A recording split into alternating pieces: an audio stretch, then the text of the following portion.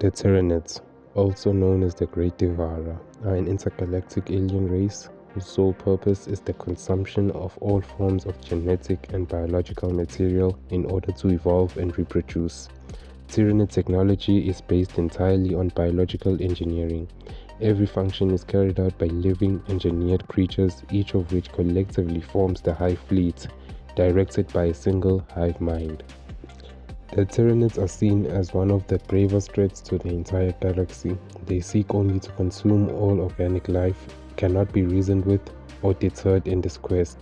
Autonomous organisms exist at every level within the Tyranid creature, with examples such as thinking blood, organs that can live separately from the creature they served, and subsidiary brains that serve as a backup in case of primary brain death or contain some specialist knowledge necessary for the current invasion. In this way, the Tyranid warrior beasts wield living weapons that are literally extensions of their own bodies, each one a killing machine, perfectly adapted to slaughter its victims. Every weapon and projectile used by the Hive Fleet is a living organism, grown from the reconstituted biomatter of previous invasions. The Tyranids have no form of mechanical technology, and instead harness an advanced form of biotechnology. These creatures live in a highly symbiotic fashion, fusing into each other's flesh so that it is often impossible to say where one Tyranid creature ends and another begins. Greetings fellow travelers, welcome to the Enchanted Machine. Today, I'll be your personal guide through your journey, learning about the horrors that are slowly consuming our reality. Draw your weapons, say your prayers, because today we will be looking at the biological reapers of flesh known as the Tyranids. These Tyranids have been around for a long time and in large parts of known and unknown space. With that in mind, I want to take you into Earth's past, whether it's in the universe that the Imperium currently inhabits or another one is not important. In the winter of 1982, an alien spacecraft and a nearby alien body are discovered buried in the Antarctic ice by members of a Norwegian research station. This group of researchers returned back to their camp with this alien found in the ice. It would later assimilate and kill most of the station's crew in a matter of weeks. What immediately jumped out at me after reading this report is the startling similarities between the creature that attacked and killed most of the researchers in the Arctic station and the other reports that we first read on the Tyranids. Both these creatures have similar cell structures and characteristics, like being able to split themselves into independent components and fuse back together again with little side effects or efforts. Every component that makes up both of these creatures can survive on its own, from body parts, fluids, and even organs. Both creatures display a lifestyle that revolves heavily around parasitism and assimilation.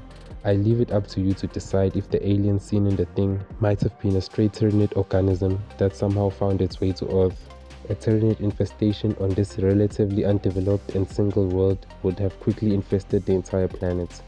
This is a truly horrifying concept, but not for the reasons you might think. Let me explain with the little known tale called the Doom of Melanti.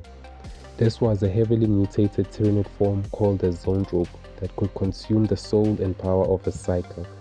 Now this creature capable of consuming these psykers would end up destroying a population of an elf-like alien race called the Eldari on a generational ship known as a craft world. Once the Tyranid had managed to feed on the stored souls of the Eldari people, it became a godlike being, driving thousands insane with its psychic power, tearing apart buildings and heavy weapons aimed against it with only a thought. Jean Grey was an Omega-level mutant that existed during the same period as this alien incursion. To the modern-day Imperium, Jean would have been classified as an uncontrollable, potent psyker, then sacrificed to feed the Emperor of Man on his golden throne. But if she was consumed by the thing from the Antarctic, it might have gained enough psychic power to single-handedly destroy humanity in its early stages. This video was not made to break the borders between the different universes that these events take place in, for the sake of piecing together a story or a narrative. It's meant to give you more inspiration when trying to fill out the gaps that some of these stories leave.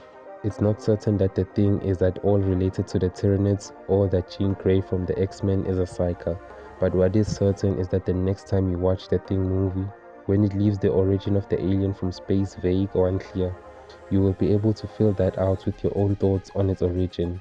This then transforms it from a single freak mutation or a monster into a vast galaxy-spanning devourer of worlds, and what you know is the beginning of hell itself.